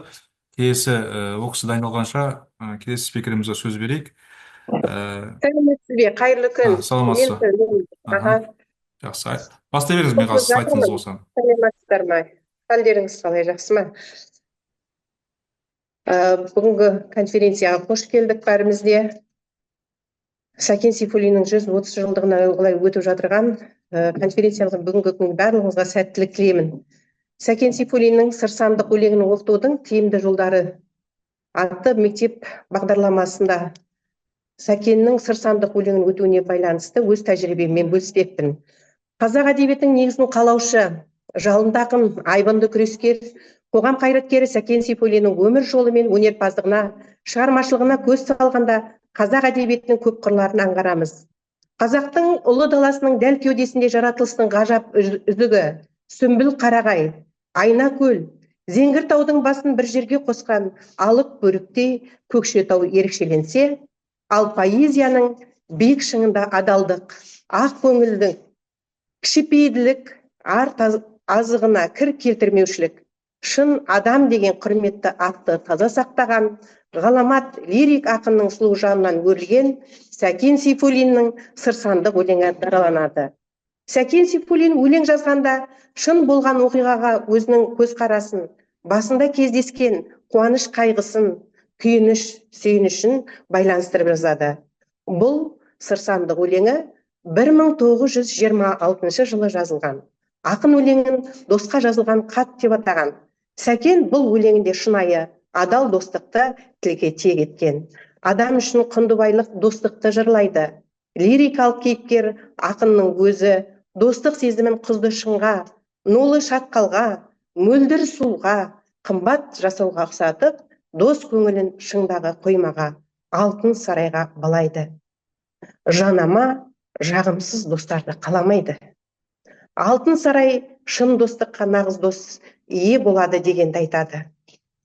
11 сыныптың қоғамдық гуманитарлық бағытындағы қазақ әдебиеті пәнінің тарихтың шертіп пернесін бөлімінде Сәкен Сейфуллиннің шынайы адал достықты тілге тиек еткен сырсандық өлеңі берілген. Оқу мен тәрбие егіз, сондықтан адам үшін құнды байлық достықтың, адал мен арамдық, талант пен күншілдік, мансап пен ұждан, достық пен қастықтың аражігі аша жазылған көркем шығарманы тиімді оқытудың пайдасы зор. Сіздерге слайдта берілген кестелер, органайзерлердің барлығы да оқу мақсатындағы көркем шығармадағы кейіпкерлер жүйесін жинақтау мен даралау арқылы өмір шындығын көрсетуде, өлеңнің мазмұнын талдауға, нағыз дос пен амал достың бейнесін құрастыруда ақынның жалпы адамзатты ғана толғандыратын, барлық адам баласын ойландыратын құндылықтарды талдауды қажет етеді. Сонымен бірге әдеби шығармадағы көтерілген мәселелерді қазіргі өмірменен байланыстырып, ұлттық мүдде тұрғысынан ашуда, Сәкеннің сырсандық өлеңіндегі кейіпкерлер жүйесін жинақтау мен даралау арқылы өмір шындығын көрсетуде, ғаламдық тақырыптағы өзекті мәселелермен байланыстырып шығармашылық жұмыстарда қолдануда, ұлттық және жалпы адамзаттық құндылықтардың әлемдік тақырыбымен үндестігін ашуда осы беріліп отырған әдіс тәсілдердің рөлі зор. Сәкен достыққа қандай баға берді? Нағыз дос қандай болу керек? Адамдағы асыл қасиеттер шын достыққа жеткізетін ақын тебірене жырлады ма? Деген сұрақтар беру арқылы өлеңде айтылған ойды өмірменен байланыстыруды қажет етеді. Оқушы бойына осы адал дос болуды сіңіреміз. Қазақ әдебиетінің дамуына өлшеусіз үлес қосып, ең оқылымды шығармалармен дараланған Сәкен Сейфуллиннің сырсандық өлеңін оқуда комментарий жасап оқу тиімді. Автордың айтпақ болған ойын, әдеби шығарманың сюжеттік композициялық құрылысын талдау арқылы көтерілген ғаламдық мәселелерді терең түсіндіруде сатылай кешенді талдаудың маңызы зор.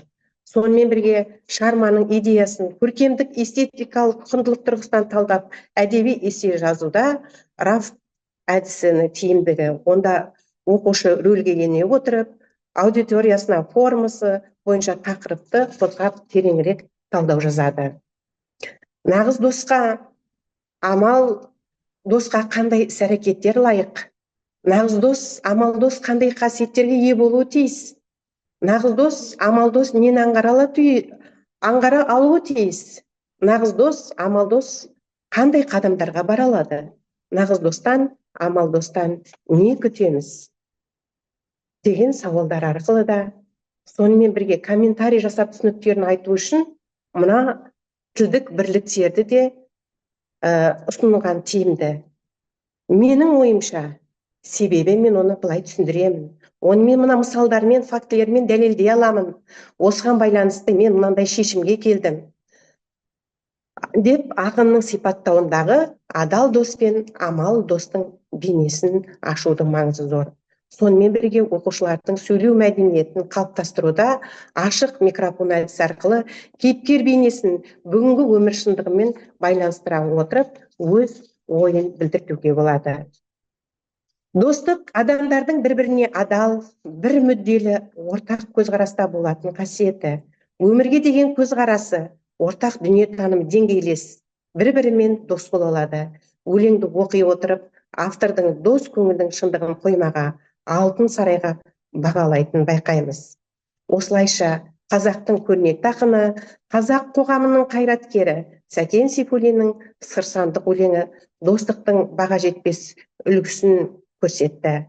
Достықтың қандай болу керектігін, құпияға нендей жолмен адал болу қажеттігін бейнелі сөз келбетін таныта алған, бояуын тамыза білген бірегей туынды екендігін оқушы бойына сіңіреміз. Сәкен атамыздың сырлы қаламынан туған өрле қайысқан өлеңіне барша ақын оқырман бағасын берді. Ұрпақ санасына шын, адал достық ұғымының дәнін еккен кемеңгер ақынның жасаған құнды мұрасы шексіз. Сонымен бірге шығармашылық жұмыс дағдысындағы әдеби көркемдегіш құралдарды да талдатуда тиімді. Шығармадағы табиғат көрінісін, оқиға орнын, кейіпкер бейнесін сипаттап жазуда, мақсатқа жету үшін монтаждап оқыту стратегиясының оқытуда маңызды болып тұр. Сондықтан мен қолдануға кеңес беремін. Достықтың екі түрі болатындығын, сонымен бірге адал дос, екіншісі айнымалы, алдамшы дос қарама-қарсы оқушылар осыған салыстырмалы талдау жүргізеді. Адал досқа үнемі зор ілтипатпен қарап, одан айырылып қалмау жағын көздеу дұрыс екендігін, адамдар бір-біріне жақсылық, өзара қамқорлық жасау қажет екендігін оқушылар өздері талдап айта алады. Сонымен бірге шығарманың композициясына сәйкес көтерілген мәселені талдауда тапсырма беру, жалған дос, шын дос іздеу, шың басындағы қойма, сым перне, сырсандықтың кілті беріліп отырған композициясына кеңістікпенен талдау мақсатында өлең жазылуына себепші болған бірнеше салдарды анықтауды қажет етеді. Шығарманы ғаламдық тақырыптармен салыстырып, тарихи және көркемдік құндылығын бағалауда Омар Хайямның, Абай Құнанбайұлының, Әбу Насыр әл-Фарабидің достық туралы берілген пікірлерін талдай отыра, сыни тұрғыдан баға береді. Сырсандық өлеңнен айтылған пікірлерге сәйкес үзінділерді анықтайды. Үш пікірдің мазмұнын ашатын үзінділерді іріктеп алады. Оқушы ары қарай өзінің пікірін білдіре отырып, мазмұнын терең түсінуге жағдай жасалады. Сонымен бірге тағы да бір мақсатқа жету жолында дос таңдай білмеген адам кінәлі ме, әлде достыққа сатқындық жасаған адам кінәлі ме тақырыбында сыныпта пікірталас ұйымдастырылады. Пікірталасқа қойылатын талаптар тақырыптан ауытқымау жөнінде тағы да басқа талаптары осы QR кодпен сіздердің алдарыңызда слайдта берілген. Мінекей сол ары қарай талдау жұмыстары жүргізіледі. Сонымен бірге ғаламдық тақырыптағы өзекті мәселелермен байланыстырып, шығармашылық жұмыстарда қолдануда рафт әдісін қолданылады. Яғни рөлге оқушы ене отырып, аудиториясына байланысты әдеби эссе немесе мақаланы таңдап алып жазады. Яғни оқушылар, мектеп оқушыларына арнап, Сәкен Сейфуллиннің сырсандық өлеңіндегі нағыз досқа тән қасиеттерге өз көзқарасыңды дәлелдеп жаз.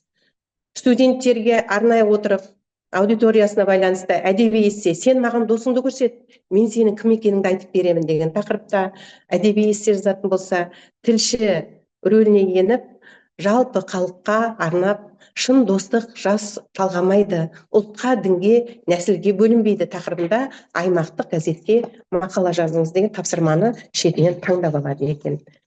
Міне осылайша Сәкен Сейфуллиннің сырсандық өлеңін мектеп бағдарламасында оқытудың маңызы зор. Сәкен лириканы тек сезімді жырлаумен шектемей, оған азаматтық әуен, ойлы мазмұн дарытып, жаңа мүмкіндіктер ашты. Қазақ лирикасының үздік үлгілерін тудырған ол ізгі де сұлу сезімдердің, айнымас достық пен махаббаттың шабытты жыршысы болды. Сырты сұлу жанның іші де сұлу. Ішкі жан сұлулығынан шыққан өлеңдерінің бірі Сырсандық. Сәкен Сырсандығы адамның ішкі құпиясы. Ішкі құпиясын ашу жолдарында осындай менің іс тәжірибеммен бөлісіп отырмын. Тыңдағандарыңызға көп рахмет. Жақсы, рахмет сізге. Үлкен тың идеяларға толы іс тәжірибе болды. Шын мәнінде Сырсандық өлеңін толыққанды мазмұнын ашып беріп, оның балаларға қалай оқыту керектігін, қандай тәсілдермен оқыту керектігін, оның ішінде жаңа тәсілдер, технологияны қосып, біздіңге тұшымды да толымды баяндама оқып бергеніңізге үлкен алғысымызды білдіреміз. Келесі сөз кезегін берейік. Сол мен осы видеоны көрсету арқылы Астана қаласы Сәкен Сейфуллин музейінің ғылыми қызметкері Серікұлы Азаматқа бергім келіп отыр. Баяндама тақырыбы Сәкен Сейфуллиннің қолданған жеке заттары туралы бізге мәліметтер айтып берсе. Құрметті Серікұлы Азамат, қосылдыңыз ба? Дауысым естіліп тұр ма? Иә, естіліп тұр. Армысыздар конференция қатысушылары. Биыл сұңғыла жыр иесі сұңқар ақын сырбас сері Сәкен Сейфуллиннің туғанына 130 жыл. Жалпы Сәкен мұрасын насихаттау, ұлықтау әрбір қазақтың парызы деп білеміз. Шаңырақ артсаң шақпайтын, кебе жартсаң сындырмайтын, алтын артсаң да ауырсынбайтын қазақтың нағыз атан жілік азаматына, ақынына айналды. Сәкен қоғам қайраткері және мемлекет қайраткері. Сәкен ақын, жазушы. Жалпы Сәкен Сейфуллин қолданыста болған жеке заттарына тоқталатын болсам, баяндама тақырыбы бойынша костюмнен бастағым келіп отыр. Сәкен Сейфуллин Еуропа стилінде киінген болатын, ақылына көркі сай, келбетті адам болған деседі. Костюмі 48-ші размер, ұсақ жолақты, қара қоңыр шоғадан тігіліп, ағылшын стилінде пішілген болатын. Алматы қаласындағы орталық өлкетану музейіне Сәкен Сейфуллиннің жары Гүлбақрам Батырбекқызы 1988 жылы тапсырған болатын. Бүгінгі күні біздің музейдің құнды жәдігері болып отыр. Аяқ киіміне келетін болсақ, уақытымен жасалған орны белгісіз. 1929 жылы маусым айында Қырымның Алупка қаласындағы шинажайда демалып жатқан кезде сатып алған болатын. Жоғарғы жағына Қырым Ялта деген сөз жазылған. Ақынның бірталай суреттерін осы аяқта кездестіруге болады. Жерде тағы да тоқталатын жайт, қалам мен сия сауыты. Сәкен Сейфуллин 20-30 жылдар аралығында қолданған фабрика Прометей Лен деген мөрмен сақтаулы, мүштігімен күл салғышы, сүйекті мүштік сары металмен әшекейленген болатын. Сәкен Сейфуллиннің 30 жылдары қолданған заты. Өзі темекі тартпаса да сән үшін ұстаған екен, өлкетану мұражайында әкелінген. Әтірі қораумен бірге сақталған музейімізде. Құтының түбінде әтір қалдығы бар. Әтір құтысы дөңгелек ұя тәріздес арнайы жасалған болатын. Қондырғыда тұрады, оның үстінде қорабы кигізіледі. 1920 жылы қолданған. Әмияны қызыл түсті былғарыдан жасалған. Өндірістік өнім және қашан және қайда жасалғаны әлі күнге дейін белгісіз. Қол жазбасы түпнұсқа төте жазумен жазылған болатын. Өлеңдер жинағы, көптеген жалпы Сәкеннің Қызыл сұңқар, Асау тұлпар, Бақыт жолында атты 1922 жылы 3 бірдей шыққан кітабы бар. Тыңнан түрің салды десе болады. Осы кітап арқылы қазақ қоғамына, қазақ сахарасына тыңнан түрің салды. Енді жалпы музейімізде баспа машинкасы бар. Универбуд баспа машинкасы дейді. 1903 жылы шығарылған. 1936 жылы баспа машинкасын Қазақстаны үкіметі Сәкен Сейфуллиннің мерейтойына сыйға тартқан болатын. 1997 жылы Рымжан Сейфуллина музейге табыс еткен болатын. Саквояжы 1920-1930 жылдары аралығында Мәскеуге барып жүрген сапарында Синторг дүкенінен сатып алған болатын. 2003 жылы Гүлбақрам Сейфуллинаның немере сіңілесі Батырбекова София музейге табыс еткен болатын. Бас киімі қалың қара көк дыраптан тігілген. Сәкен Сейфуллин киім кию, өзін ұстау мәселесіне аса мән берген өте сұлу, кербез адам болған деседі. Еуропа стиліне киюді ұнататын оның ақынның замандастары мен жақын туыстары өз естеліктеріне айтады. Мойыншалғыш шарфы таза жібекпен шыттан тігілген, сары түсті матаның үстіне жасыл және күлгін түсті жіптерден ұзыннан сызықтар жүргізілген. Екі жақ шеттеріне шашақтары бар. Бұл да Сәкеннің сәнді киімдерінің бірі болған. Кілем жібек жүннен тоқылған. 1920 жылы Сәкен Сейфуллиннің отбасының қолданған дүниесі. Патефонға келетін болсақ, 1934 жылы Мәскеуде өткен КСРО жазушылар одағы бірінші съезінің қатысушылар ретінде Сәкен Сейфуллинге патефон арнайы түрде сыйға тартылған, табыс еткен болатын. Күй сандығы Федор Достоевскийдің музейінен алынған, Сәкен Сейфуллин заманының құнды мұраларының бірі болып Сәкен Сейфуллин мұражайында сақтаулы. Енді төсенішіне келетін болсақ, төсегіне жалпы 1929 жылы Гүлбахрам мен отбасын құрғаннан кейінгі сатып алған алғашқы дүниесі болып табылады музейдегі төсек. Және Аянның көріп тұрғандарыңыздай, Аянның көрпесі Сәкеннің аяулы ұлы Аянның 2 жылдық қысқа ғұмырында пайдаланған заты жары Гүлбахрам музейге осы көрпені табыс еткен болатын. Енді ақ дастархан дейміз. Бұл дастархан туралы жары Гүлбахрамның естелігінде бұлай делінген: ұлымыз Аянның 1 жас тойламақ ниетте осы дастарханды сатып алдық. Шақырылатын қонақтардың тізімін жасап, күнін белгілеп отырғанда аяқ астынан Сәкен ұстап алып кетті. Сол кеткеннен оралмады. Дастархан жайылмай қалды делінген болатын. Енді чемоданына келетін болсақ, Сәкеннің жол сапарға шыққанда жалпы Сәкен жиі саяхат жасаған болатын. Жол сапарларға шыққандағы айнымас серігіне айналған чемоданы десек те болады. Жалпы музейімізде 7 зал бар. Бірінші зал мәжіліс залы. Бұл жерде бірінші залда көптеген әдеби мәдени іс-шаралар өтеді. Және екінші зал қоғамдық және мемлекеттік қызмет залы, үшінші зал педагогика залы, төртінші зал әдеби және журналистика залы, бесінші зал ер есімі ел есінде дейтін зал, алтыншы зал жалпы жұмыс кабинеті, жетінші зал жатын бөлмесі болып қарастырылған болатын. Және айтып өткендей, көптеген музейімізде көне жәдігерлер мен суреттер, қолжазбалар сақтаулы. Жалпы Сәкен мұрасын насихаттау, ұлықтау әрбір қазақтың парызы деп білеміз. Сәкен Сейфуллинге арналған бір өлеңді оқып берейін. Сәкен Сейфуллин рухына. Қара бала, қайдасың кекілдім ау, домбырамның құлағы жетім бұрау, көзіңе оттай болып басылар ем, өзіңе өлең жазған бетім мынау, үздігі үзілердей жарарқаны, қарағанды кештер қызартады. Аман өтіп келеміз ағыстардан, ақын рух алыстан мұнартады. Жанарына жылдардың есім кеткен, қайран дәурен ерке қыз есіл көктем, арнасына алаштың асып тасып арыс Сәкен аспанға көшіп кеткен. Жұлдызыңыз шарқ ұрып жанған шығар, бәлкім жүзің жалбырқау солған шығар. Сәкен рух кетті деп келмесіне, ағысыңыз тартылып қалған шығар. Нажағай жаның жарқылдайды, қырда күрең айбожыр алқынбайды. Қаламыңыз өлеңмен өршеленіп, алашыңның өзені тартылмайды. Өкінішті қайтеміз өңіштегі, өмір менде өліммен егеспедің, қар өлеңмен қос жолын кезіп жүрсің, қара жерге жерлеген емес сені. Күтеміз құстар әнін ғасырдан бұл, дүрия дәурен жұпар асылдан жыр, сезімін ақындардың ақтарғанда, көкшеге құятындай жассын жаңбыр.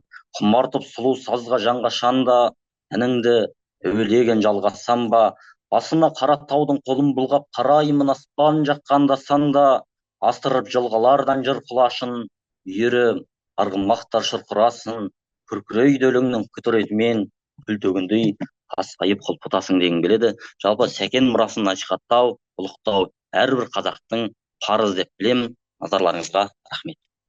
Бәрекелді, рахмет, Азамат бауырым. Енді бізде мұғалімдер қатысып отыр. Мына жерде біреу білсе, біреу білмес. Азамат бауырымыз бұл Сәкен Сейфуллин музейінің ғылыми қызметкері болғанмен де жалпы республикаға танымал жас ақындардың бірі. Сәкен Сейфуллиннің жалпы поэтикалық мұрасын зерттеп жүрген тұлғалардың бірі.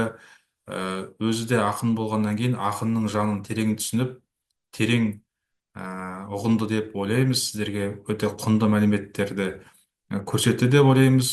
Шын мәнінде бізде қағида қалыптасу керек. Мынандай біз ақындарымыздың әрбір ұстаған заттарын, оның жүріп өткен жолын, барлығын түп тұқиянына дейін зерттеп қарастыруымыз керек. Өйткені көрші елдегі мысалы тәжірибені алып қарайтын болсақ, Пушкиннің әрбір күні, әрбір сағаты есептеліп, қағазға жазылып, қандай зат ұсталғанын барлығы да өмірдің соңына дейін қарастырылған, зерттелген.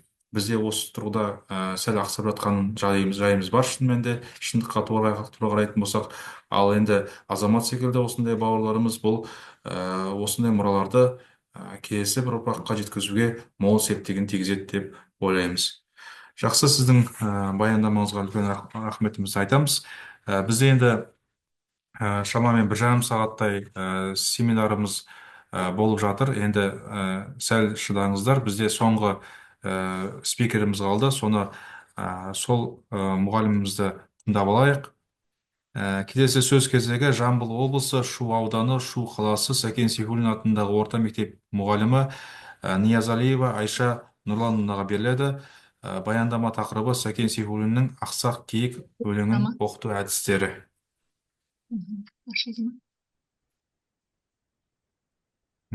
Дауысыңыз естіліп тұр. Слайдыңызды қоссаңыз. Қазір қосылып жатыр. Сәлеметсіздер ме, құрметті әріптестер. Бүгінгі семинардағы тақырыбым Сәкен Сейфуллиннің Ақсақ киік өлеңін оқыту әдістері. Қазақ поэзиясының асқар биігі, әдебиет алыптары Ғабит Мүсірепов, Мұхтар Әуезов, Сәбит Мұқановтың Сәкен Сейфуллиннің шығармашылығы туралы айтқан құнды пікірлерімен бастауды жөн көрдім. Тұла бойы тұнып тұрған ақындық еді. Қара тырнағына шейін ақындық үшін жаратылған. Сәкен қазақ совет әдебиетінің негізін бірден бір қалаушы, көшбасшысы болды десе, Мұхтар Әуезов Сәкен еңбегіне сыншы да, тарихшы да емес, жай қатардағы оқушы есебінде көз жіберсек, өзгеде жоқ екі түрлі қасиеті басымдық танытады. Мұның біріншісі жалтағы жоқ шыншылдығы, екіншісі ақындық тәкаппарлығы дейді. Ал Сәбит Мұқанов болса, сендер мені осы уақытқа шейін қазақ кеңес әдебиетінің бастаушысы деп білдіңдер. Енді шындықты біле жүріңдер. Сол әдебиеттің негізін қалаушы, алғашқы туын көтеруші Сәкен Сейфуллин. Сондықтан мен көптің бірімін. Ал Сәкен қазақ совет әдебиетінің атасы деген еді. Биыл Сәкен Сейфуллиннің туғанына 130 жыл толды. Сәкен Сейфуллин қазіргі қазақ әдебиетінің негізін құраушы, қазақ әдебиетін жаңа түр, тың мазмұнмен байытқан, қоғамдық оймен әдеби мәдени тарихымызда ерекше орын алатын күрескер тұлға, ақын және жазушы, қоғам, мемлекет қайраткері, Қазақстан жазушылар одағының негізін қалаушы. Сәкен Сейфуллин жаңа дәуірді ерекше жырлаған жаңашыл ақын. Қазақ әдебиетіне бұрын болмаған образдар мен теңеулер, сөз оралымдарына келген шығармашылығымен жаңа бағыттағы әдеби дәстүрдің негізін салушы болды. Сәкеннің шығармалары әлемнің көптеген тілінде жарық көрді. Ол еңбек қызыл ту орденімен марапатталған алғашқы қазақ жазушысы. Сәкен Сейфуллин 1894 жылы 15 қазанда қазіргі Қарағанды облысы Шет ауданы Қарашыл қыстағында дүниеге келген. Азан шақырып қойған аты Сәдуақас, бірақ әке-шешесі еркелетіп Сәкен деп атап кеткен. Сарыарқаның сағым даласының лебі болашақ ел азаматын рухы биік қалам шебер етіп қалыптастырған. Сәкеннің ата-анасы ұлына терең білім беруге ұмтылды. Әкесі Сейфолла сөзге шешен, домбырашы, саятшы болған. Ал анасы Жамал баласына ертек айтып беруден жалықпайтын. Сәкен ауыл молдасынан тіл сындырып, арабша хат танығаннан кейін орыс қазақ мектебінде білім алды. Сәкен Сейфуллин өмірде де, әдебиетте де белсенді күрескер ақын. Сол заманда өкіметтің мақтаушысы, ұраншысына айналмай, қоғамдық өмірдің көлеңке жақтарын күйзеле суреттеді. Биылғы педагогтердің тамыз кезеңі Digital Қазақстан заманауи білім беру тақырыбында өтті. Оқу-ағарту министрі Ғани Бейсенбаев жасанды интеллект технологияларын білімге сауатты енгізу, оқытудың тиімділігін, жеке оқушыға бағыттылығын қамтамасыз етеді. Ал бұл өз кезегінде білім сапасын жақсартуға мүмкіндік береді.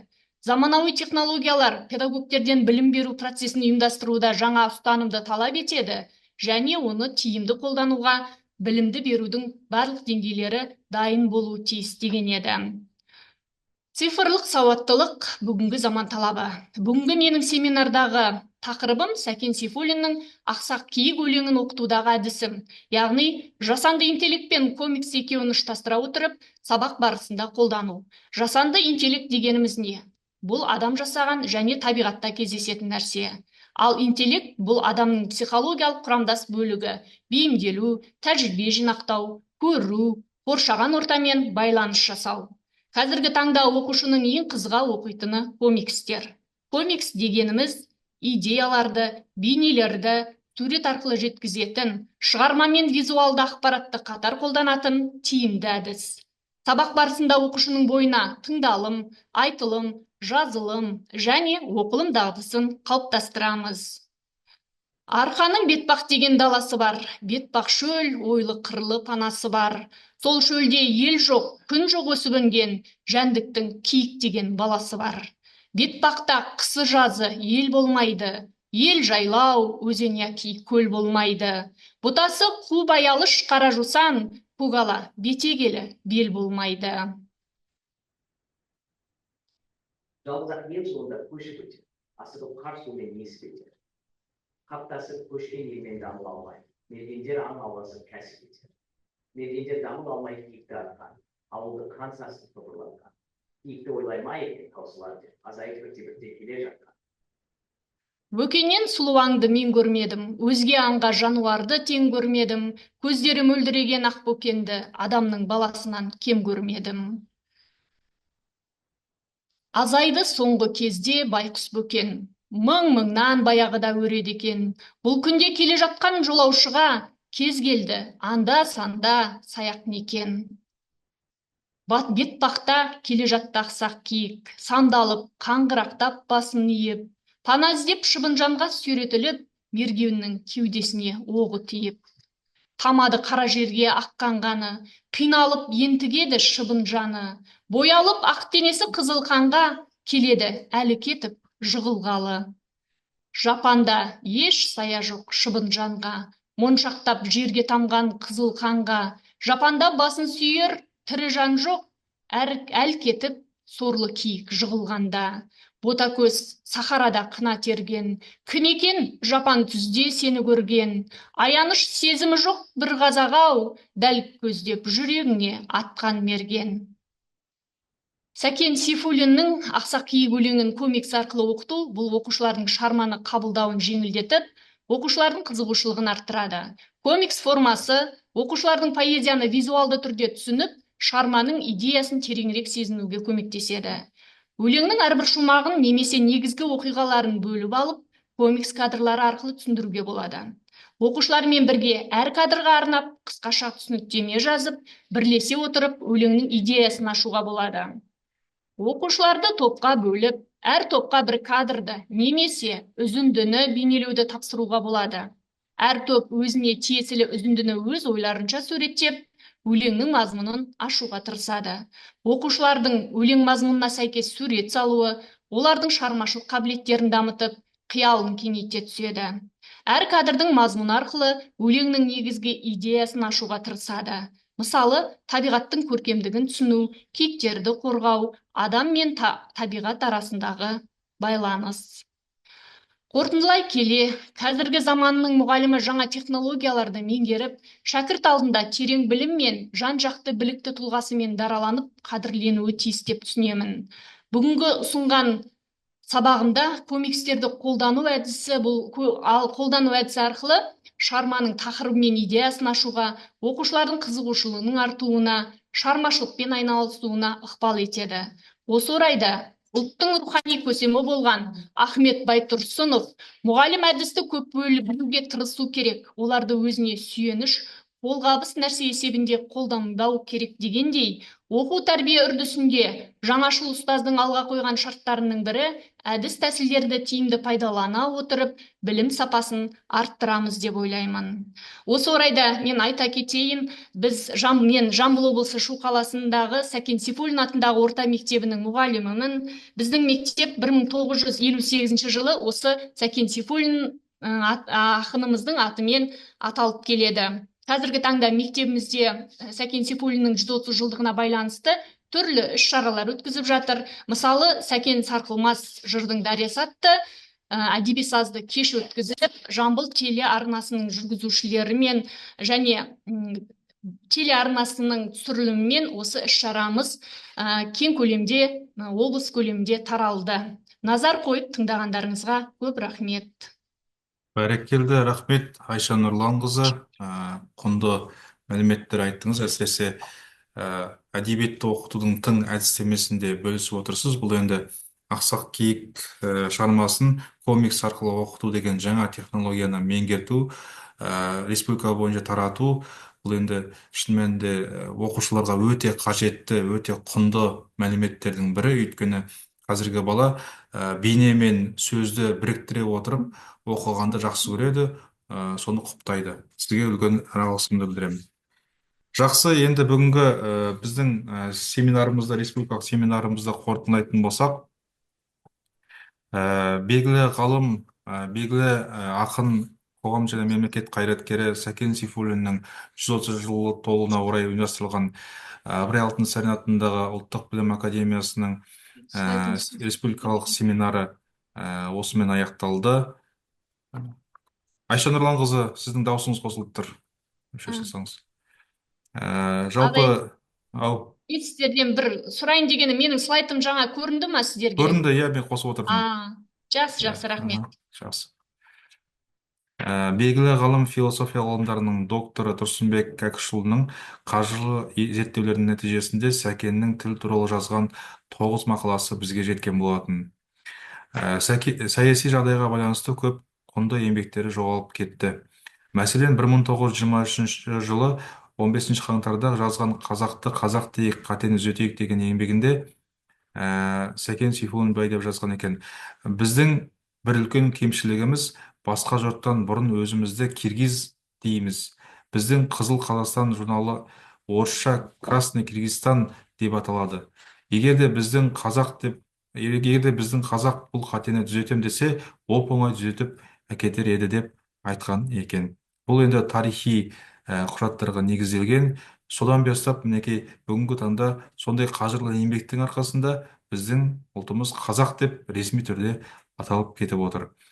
Сәкен Сейфуллиннің қазақ кеңсе істерін қазақ тілінде жүргізу керек атты еңбектерінде де тіл мәселесі айтылып жүрген біз білеміз.